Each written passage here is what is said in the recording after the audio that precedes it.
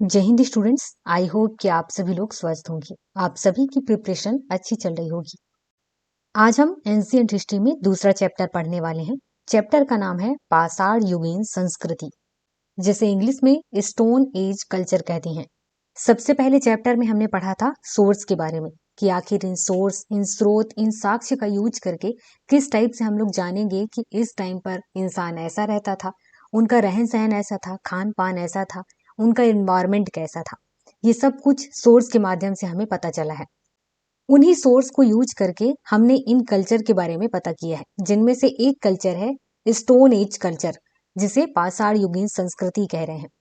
Sources को use करके ही हमें पता चला था कि अच्छा, एक टाइम ऐसा भी था जब इंसान केवल पत्थरों का यूज करता था, और पत्थरों का यूज किस टाइप से करता था, कैसे करता था, उस टाइम को क्या नाम दिए हैं, हम लोग इस चैप्टर में वही पढ़ने वाले हैं। फर्स्ट चैप्टर में हमने पढ़ा था कि इतिहास को समझने के लिए उसे 3 पार्ट में बांटा गया। एक है प्राग ऐतिहासिक काल, जिसे प्री हिस्टोरिक टाइम बोले। दूसरा है अद्य ऐतिहासिक काल, जिसे प्रोटो हिस्टोरिक टाइम कहा गया। और तीसरा ऐतिहासिक काल, जिसे हिस्टोरिकल टाइम कहा गया। पाषाण युगीन संस्कृति में हम प्राग ऐतिहासिक काल या प्री हिस्टोरिक टाइम के बारे में पढ़ने वाले हैं। अब यहाँ पर समझना, जो प्राग ऐतिहासिक काल है, प्राग ऐतिहासिक काल को 3 टाइम में बांटा गया। पूरा पाषाण काल, जिसे इंग्लिश में पैलियोलिथिक एज कहेंगे, मध्य पाषाण काल, जिसे मेसोलिथिक एज कहेंगे, और नव पाषाण काल, जिसे नियोलिथिक एज कहेंगे। ये 3 टाइम में या 3 पीरियड में बांटा गया। अब जैसे कि सबसे पहले चैप्टर में हमने बात किया था कि जो प्री हिस्टोरिक टाइम के लोग थे वो पढ़ना लिखना नहीं जानते थे, और ना ही एक जगह रहते थे, ना पशुपालन करते थे। मतलब सभ्य समाज के लोग नहीं थे। वो लोग आवारा, जैसे जानवर घूमते हैं वैसे इंसान भी घूमा करते थे। बस आग जलाना सीख लिए थे और पत्थरों से चीजें बनाना सीख लिए थे। उसके अलावा कुछ भी वो लोग नहीं सीखे थे। अब जैसे कि मन में एक सवाल तो आता ही है कि आखिर पहले के मनुष्य पत्थरों से सामान बनाता था, जंगलों में ऐसे ही घूमता था, कोई खेती किसानी नहीं, कोई समाज नहीं, बिना पढ़े लिखे ऐसे ही घूमता था। तो आखिर कितने साल पहले ऐसा था? 1000 साल पहले, 2000 साल पहले, या 3000 साल पहले? कब? तो जैसे कि हमने कहा कि प्राग ऐतिहासिक काल को 3 टाइम में बांटा गया है: पूरा पाषाण काल, मध्य पाषाण काल, नव पाषाण काल।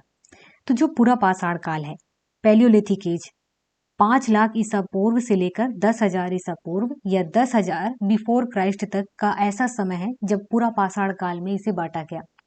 इसके बाद का समय 10,000 ईसा पूर्व से लेकर के 4,000 ईसा पूर्व तक के टाइम को मध्य पाषाण में बांटा गया है। और उसके बाद 7,000 ईसा पूर्व से लेकर के 1,000 ईसा पूर्व तक नव पाषाण काल या नियोलिथिक एज के टाइम पर बांटा गया है। अब इसके बाद आगे की प्रक्रिया क्या चलती है उसको समझते हैं।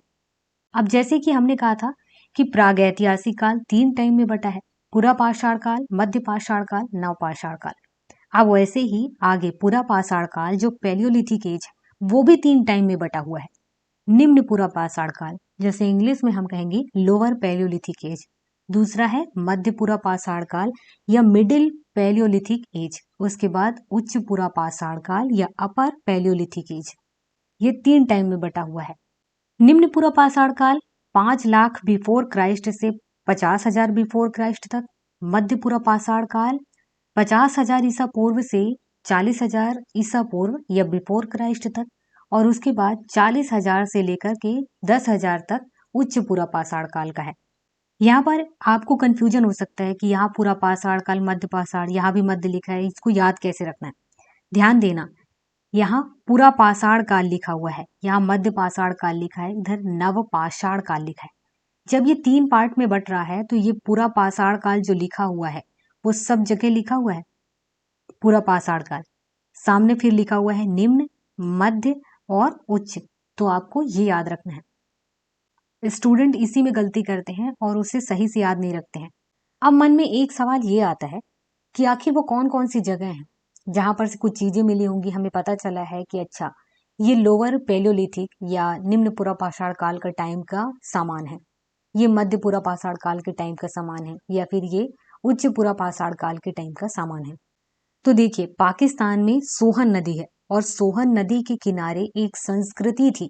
उस संस्कृति को पेबुल चौपर चॉपिंग संस्कृति कहा गया है, या फिर सोहन संस्कृति।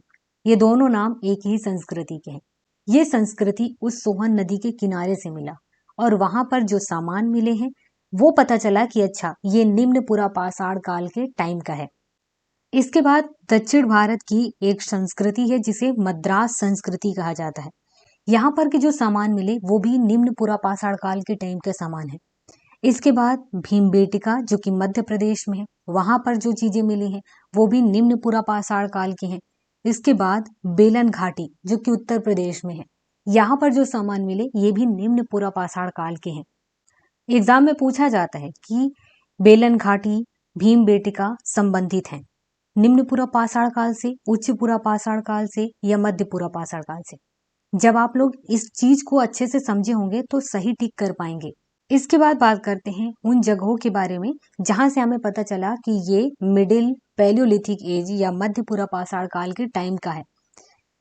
बेतवा घाटी, सोन घाटी जो कि मध्य प्रदेश में है, कृष्णा घाटी जो कि कर्नाटक में है, बेलन घाटी जो उत्तर प्रदेश में है और नेवासा ये महाराष्ट्र में। ये वो जगह हैं जहां से हमें जो सामान मिले हैं वो मध्य पुरा पाषाण काल के मिले हैं। अब हम बात करते हैं उन जगहों के बारे में जहां से हमें पता चला कि ये उच्च पुरा पाषाण काल की जगह हैं। मतलब यहाँ से जो चीजें मिली हैं ये अपर पैलियोलिथिक एज के हैं। वो हैं बेलन घाटी उत्तर प्रदेश, रेनीगुता आंध्र प्रदेश, सोन घाटी मध्य प्रदेश और सिंह भूमि झारखंड। आपको ये जो चार्ट में चीजें आसानी से बताई गई हैं ये आपको याद रखना है। वो इस वजह से कि यहाँ पर से क्वेश्चंस प्रीलिम्स में भी आते हैं और मेंस में भी आते हैं। यहाँ ध्यान रखना, अभी तक हम पूरा पाषाण काल या पैलियोलिथिक एज के बारे में ही बात कर रहे हैं। अभी हम मध्य पाषाण काल या मेसोलिथिक एज में नहीं पहुंचे हैं। पैलियोलिथिक एज या पूरा पाषाण काल में पशुओं के जीवाश्म मिले हैं लेकिन मानव के नहीं मिले हैं। खुदाई किया गया और देखा गया, जितनी भी जगह खुदाई किया गया, जैसे कि हमने बात किया बेलन घाटी की, भीमबेटका की, इसके अलावा हमने बात किया सोन घाटी, रेनीगुता, ये सब जगह देखा गया।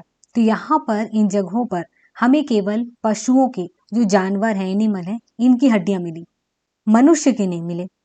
लेकिन मध्य नर्मदा घाटी जो कि मध्य प्रदेश के हथनौरा में है, हथनौरा होशंगाबाद में है, वहां पर से हमें एक मनुष्य की खोपड़ी मिली है। तो समझे कि अच्छा यहाँ पर मनुष्य भी रहे हैं। और भारत में ये एकमात्र मानव जीवाश्म है। मतलब कि पूरा पाषाण काल के बारे में जब भी हम बात करते हैं तो ये एक ऐसा ही जगह है, केवल एक अकेला जगह है जिसको आप एग्जाम्पल में रखेंगे कि हाँ पैलियोलिथिक एज में केवल एक ही जगह है, मध्य नर्मदा घाटी, जहां पर से हमें मनुष्य की खोपड़ी मिली है। उसके अलावा कहीं पर भी नहीं मिला है। अब जैसे कि हमने बात किया कि पूरा पाषाण काल 3 भागों में बटा हुआ है, निम्न पुरा पाषाण काल, मध्य पुरा पाषाण काल और उच्च पुरा पाषाण काल। यहाँ पर बात करें निम्न पुरा पाषाण काल की, तो निम्न पुरा पाषाण काल में जब इंसान औजार बना रहा था, हथियार बना रहा था, तो क्वार्टजाइट नाम का एक पत्थर होता है उसको यूज करता था। लेकिन जब ये मध्य पुरा पाषाण काल में पहुंचा तो क्वार्टजाइट पत्थर को छोड़ दिया और उसके बाद वो जैस्पर और चर्ट जैसे पत्थर को यूज करने लगे। ये जो पत्थर थे ये चमकीले रहा करते थे और चमकीले होने की वजह से ज्यादा सुंदर लगते थे, इन लोगों को सही भी लगता था। तो इस टाइम के जो पत्थर या औजार मिले हमें उसे हम फलक संस्कृति कहते हैं। इस टाइम पर जो हथियार मिले हैं उनमें जैसे कि वेधनी है, छेदनी है, खुरचुनी है, इस टाइप की जो औजार है वो बनाते थे ये लोग। अब बात करते हैं उच्च पुरा पाषाण काल की। इस टाइम पर जो इंसान रहा है वो थोड़ा और होशियार हुआ और पत्थर को फिर वो नुकीला करने लगा। इस टाइप से जैसे कि आज हम लोग ब्लेड यूज करते हैं, चाकू यूज करते हैं, वैसे ही पतला और धार जैसा बनाना स्टार्ट कर देता है। और इस टाइम तक बुद्धि थोड़ी विकसित होती है और फिर ये लोग सामुदायिक जीवन जीने लगते हैं। वहां पर से थोड़ा ये डेवलप होते हैं। ये लोग पहले अकेले अकेले जीते थे, उसके बाद धीरे धीरे करके ये लोग परिवार बनाते हैं और परिवार बनाने के बाद फिर कुल का निर्माण होता है। यहीं से परिवार जैसी जो संस्था है उसका निर्माण होता है। मतलब कि जो आज हम लोग परिवार में रहते हैं, कुल की बात करते हैं कि ये हमारा कुल है, हमारा वंश है, उसका निर्माण ये उच्च पुरा पाषाण काल से होता है। ये वही टाइम है जहां पर से लैंगिक आधार पर श्रम विभाजन प्रारंभ हो चुका था। मतलब ये कि जो लेडीज हैं वो ये काम करेंगी और फिर ये जो जेंट्स हैं वो ये काम करेंगे। ये यहीं से स्टार्ट होता है और यहीं पर से ये लोग झोपड़ियां बनाना भी सीख जाते हैं। पहले ये लोग गुफाओं में रहते थे, उसके बाद धीरे धीरे करके ये लोग रहने के लिए झोपड़ियां बनाना स्टार्ट कर देते हैं। तो अब आपके माइंड में ये तो बन ही गया होगा कि किस टाइम से पहले आदमी अकेले अकेले घूमता था। धीरे धीरे करके उच्च पूरा पाषाण काल का टाइम आता है। तब तक ये लोग फिर झोपड़ी बनाना सीख जाते हैं, परिवार बनाना सीख जाते हैं कि परिवार में कैसे रहना है, कैसे उठना है, कौन क्या काम करेगा, लेडीज क्या काम करेंगी, जेंट्स क्या काम करेंगे। ये लोग यहीं से स्टार्ट करते हैं। अब हम शॉर्ट में कुछ चीजें जान लेते हैं। जो पैलियोलिथिक एज है या पूरा पाषाण काल, तो इस टाइम पर जैसे कि ये लोग खेती नहीं करते थे, ये आपको पता होना चाहिए। आग की जानकारी इन लोगों को हो गई थी। इसके बाद रहने के लिए जगह की बात करें तो ये लोग एक जगह नहीं रहते थे, इसलिए यहाँ पर कह सकते हैं कि आवास इनका नहीं था। बर्तन इनके पास से नहीं मिला है, इसलिए बर्तन बनाना जानते थे, इसके बारे में हम नहीं कह सकते हैं। पशुपालन इनके पास से कोई सोर्स ऐसा नहीं मिला है कि ये लोग पशुपालन जानते थे। इसके बाद कपड़ा की बात करें तो कपड़ा तो ये लोग नहीं पहनते थे, ऐसा कुछ नहीं मिला। और इनके जीवन शैली की बात करें, किस टाइप से ये लोग डेली जीते थे, तो ये लोग क्या करते थे, जो बड़े बड़े जानवर थे उनको मारते थे, उनका शिकार करते थे और उसी को अपने भोजन के रूप में खाते पीते थे। और तो और जानवरों को मार करके अपने पास रख लेते थे, जितने दिन तक उसे वो खा सकते थे खाते थे। मतलब ये है कि ये लोग उत्पादक नहीं बल्कि उपभोक्ता थे। ये लोग उपजाते नहीं थे, जो मिल जाएगा शिकार करते थे, खाते थे। इसके बाद मध्य पाषाण काल से मानव कंकाल के साक्ष्य प्राप्त हुए हैं। अंत्येष्टि क्रिया की भी जानकारी मिलती है। एग्जाम्पल सराय नहर से सावधान के साक्ष्य प्राप्त हुए हैं। अब जैसे सवाल तो आता ही है कि अगर इस टाइम के लोग मर जाते थे तो पता नहीं लोग उसके साथ क्या करते थे। तो यहाँ पर ये भी इसके भी सबूत मिले हैं कि ये लोग शव दहन भी करते थे, मतलब कि मिट्टी में गाड़ देते थे या आग जलाते थे, इसके साक्ष्य मिले हुए हैं। अब हम बात करते हैं मध्य पाषाण काल की, या जिसे इंग्लिश में मिसोलिथिक एज कहते हैं। ये जो टाइम है लगभग 1000 बिफोर क्राइस्ट के आसपास का है। और इसे हम ये कह सकते हैं कि जो पैलियोलिथिक एज है और नियोलिथिक एज, पूरा पाषाण काल और नव पाषाण काल, इन दोनों के बीच का टाइम है, इसीलिए इसे संक्रमण काल कहा जा रहा है। देखिए, जैसे कि हमने पहले बात किया था कि पहले इंसान क्या था, खाना पीने के लिए केवल शिकार करता था। मध्य पाषाण काल में भी इंसान वैसा ही रहा है, शिकार करता था, मछली पकड़ता था और थोड़ी बहुत खाने के लिए जो वस्तुएं हैं उनको जुटा लेता था और उसी से पेट भरता था। अब जैसे कि हमने बात किया था पूरा पाषाण काल की, उस टाइम पर ये लोग पहले बड़े बड़े जानवरों को मारते थे, जैसे कि हाथी है, भैंस है, गाय है, इस टाइप के जानवरों को ये लोग मारते थे। इसके बाद जब आगे मध्य पाषाण काल का टाइम आता है तो इस टाइम तक ये लोग छोटे छोटे जानवरों को भी मारने लगे, शिकार करने लगे, जैसे कि खरगोश है, बिल्ली है, चूहा है, इस टाइप के जानवरों को भी ये लोग मारने लगे, उसका शिकार करने लगे। ऐसे ही पत्थरों के साथ भी हुआ। पहले ये लोग जो औजार बनाते थे, हथियार बनाते थे, बड़े बड़े पत्थरों को तोड़ते और फिर उसके बाद उसे बनाते थे। लेकिन अब ये लोग क्या किए, अपनी तकनीकी में चेंजेस किए और फिर जो छोटे छोटे पत्थर थे उनसे सामान बनाने लगे, उनसे औजार बनाने लगे और उन्हीं पत्थरों को यूज करके ये लोग शिकार भी किया करते थे। इसके अलावा मैदाह, वहां से स्त्री और पुरुष, मतलब कि फीमेल और मेल दोनों को एक साथ दफनाया गया था, इसके साक्ष्य मिले हुए हैं कि इस टाइम के लोग दो लोगों को एक साथ, मतलब कि जो लड़का लड़की हैं उनको एक साथ भी दफना देते थे। अब बात करें कि इस टाइम पर किस टाइप की हथियार ये लोग बनाते थे, तो जैसे कि एक धार वाली जो फलक थी वो बनाते थे, बिधनी बनाते थे, खुरचनी बनाते थे। अब महत्वपूर्ण स्थल की बात करते हैं, वो कौन कौन से स्थान है जहां से पता चला है कि ये मेसोलिथिक एज के टाइम के सामान है, जैसे कि आजमगढ़ और भीमबेटका जो कि मध्य प्रदेश में है, बागौर राजस्थान, मैदहा और सरायनहार ये उत्तर प्रदेश में है, पायसरा जो कि बिहार में है, टेरी समूह जो कि तमिलनाडु में है, वीरभानपुर जो पश्चिम बंगाल में है और लंघनाथ जो कि गुजरात में है। ये वो जगह हैं जो मध्य पाषाण काल के बारे में बताते हैं। यहाँ पर से जो भी सामान मिलता है वो मध्य पाषाण काल का मिला हुआ है। अब जैसे कि पूरा पाषाण काल में हमने बात किया था कि आग जलाना ये लोग सीख लिए थे, बाकी न खेती करना सीखे थे, न घर बनाना सीखे थे, न बर्तन बनाना सीखे थे, न पशुपालन करना सीखे। अब जैसे कि मध्य पाषाण काल तक आते आते ही ये लोग खेती करने की शुरुआत कर चुके थे, थोड़ा बहुत तो सीख ही चुके थे। आग का आविष्कार तो ये लोग पूरा पाषाण काल में ही कर लिए थे। और ये चीज सबूत कहाँ से मिला, साक्ष्य कहाँ से मिले, तो सराय नाहर जगह से पशुओं की अधजली हड्डियां मिली हैं।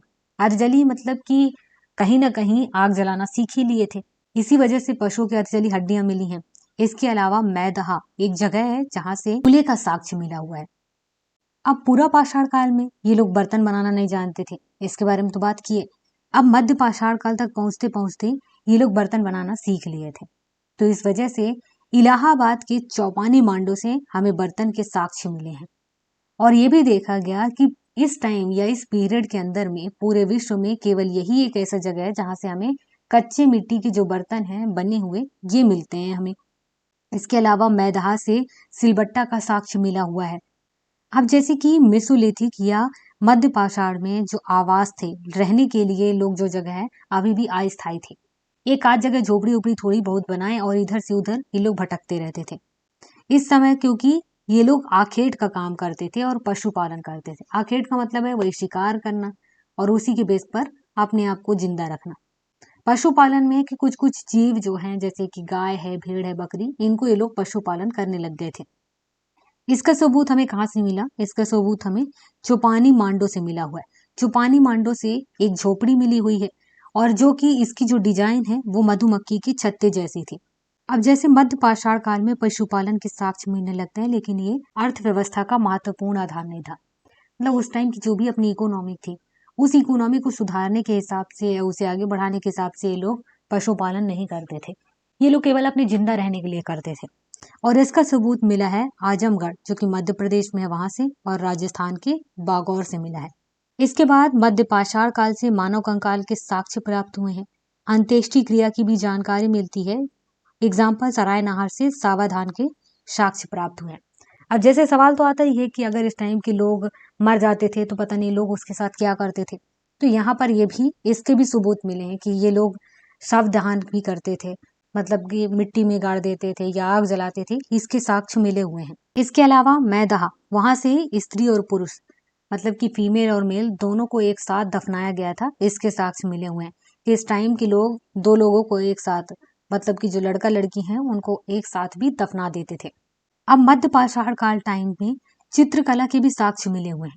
तो चित्रकला के साक्ष्य किन किन जगहों से मिले हैं? भीमबेटका से मिला है, आदमगढ़ से मिला है, प्रतापगढ़ से मिला है और मिर्जापुर से मिला है। इसके अलावा भीमबेटका से और भी कई चीजें मिली हैं, जैसे कि यौन संबंध के साक्ष्य मिले हुए हैं, बच्चों के जन्म का साक्ष्य मिला है और शवाधान का साक्ष्य मिला है। और चित्रों के माध्यम से भी पता चलता है शवाधान किस टाइप से करते थे, वो वहां पर चित्र बना हुआ है। इसके बाद बात करते हैं नव पाषाण काल या नियोलिथिक एज के बारे में। इंडिया में नव पाषाण काल या फिर नियोलिथिक एज के बारे में जिन्होंने खोजा था उनका नाम है डॉक्टर प्राइम रोज। उन्हीं को इसका श्रेय जाता है। 1842 में इन्होंने कर्नाटक में लिंग सुगोर नाम के स्थान पर खोजा। कई सारे उपकरण इनको मिले थे, तो पता चला कि नवपाषाण काल में क्या क्या चीजें थी। पाकिस्तान में बलूचिस्तान है और बलूचिस्तान में एक जगह है मेहरगढ़। ये सबसे पुरानी बस्ती है नियोलिथिक एज से रिलेटेड, और यहीं पर से खेती किसानी के प्राचीनतम पुराने साक्ष्य मिलते हैं, सोर्स मिलते हैं। इसके बाद इलाहाबाद में एक कोल्डीवा है। यहाँ पर से भी नवपाषाण कालीन स्थल के बारे में या स्थान के बारे में जानकारी मिलती है।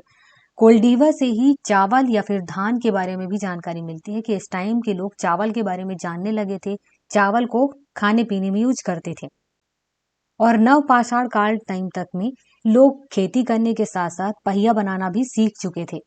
अब इस टाइम तक पहुंचते पहुंचते लोग जब पत्थरों के औजार बनाते थे तो उसमें पॉलिश भी करने लगे थे। इससे पहले वो लोग चमक चमक वाले जो पत्थर हैं उनको यूज करते थे, जैस्पर और चर्ट का यूज करते थे। अब यहाँ तक ये लोग आकर के जो कुल्हाड़ी बनाते थे, खुरचनी बनाते थे, इनको धारदार बनाते ही बनाते थे, उसके साथ उसमें पॉलिश भी करने लगे थे। अब पूरा पाषाण काल में ही आग का आविष्कार हो चुका था। बस आग को अलग अलग तरीके से यूज करना है, कैसे करना है, ये इस टाइम तक ये लोग सीख चुके थे। अभी भी नवपाषाण काल तक जो इंसान है पहुंच तो गया, लेकिन इस टाइम तक भी वो लोग बाकी सबों के लिए नहीं उगाते थे। ये लोग केवल उतना ही उगाते थे या उतना ही उत्पादन करते थे जिससे उनका अपना भरण पोषण हो जाए, खा पी ले। अब इसके बाद इस टाइम तक लोग स्थायी रहने लगे थे, एक जगह घर बनाते थे, वहीं पर रहते थे, अपने आसपास ही जो भी उगा लेते थे, पशुपालन कर लेते थे, लेकिन वापस अपने घर लौटते थे। पहले ऐसा नहीं था, पहले वो लोग जहां पर निकल गए वहीं पर नया घर बनाना स्टार्ट। इसके साक्ष्य हमें बुर्ज होम से मिला है। वहां पर जो घर बनाए हुए हैं वो स्थायी तरीके से किस तरीके से बना है, किस डिजाइन से बने हैं, ये वहां पता चला है। इसके बाद ये लोग कपड़ा पहनना शुरू किए थे, नहीं किए थे, कि कपास के उत्पादन से पता चलता है। कपास का उत्पादन करने लगे थे। इससे पता चलता है कि वो लोग बुनाई भी करते रहे होंगे, अनुमान लगा लिए हैं। और तो और उतनूर एक जगह है, वहां पर से कपड़े का साक्ष्य मिला है। तो नवपाषाण काल वो टाइम है जहां से हम कह सकते हैं कि इंसान वहां से कपड़ा पहनना सीख चुका है। और उतनूर जगह से जब कपड़े के साक्ष्य मिले हैं तो हम लोग सबूत दे सकते हैं कि ये सबूत है कि उस टाइम तक इंसान कपड़ा पहनना सीख लिया था। इसके बाद टेक्कल कोट एक जगह है जहां पर से सोने की बाली मिली है।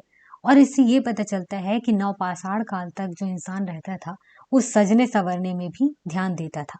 और कहीं ना कहीं ये लोग आभूषण या ज्वेलरी के भी लवर थे, प्रेमी थे। और नवपाषाण काल से ही हमें ये पता चला है कि इस टाइम के लोग हाथ से बर्तन बनाना भी सीख चुके थे। पहले ये लोग कच्ची मिट्टी से और हाथ से बर्तन बनाते थे, उसके बाद धीरे धीरे करके ये लोग चाक से बर्तन बनाने लगे। तो नवपाषाण काल टाइम तक में ये लोग बर्तन बनाना सीख गए, कपड़े बनाना सीख गए, आग जलाना तो पहले ही सीख चुके थे, खेती करना सीख गए। यहाँ पर हमारा दूसरा चैप्टर कंप्लीट होता है।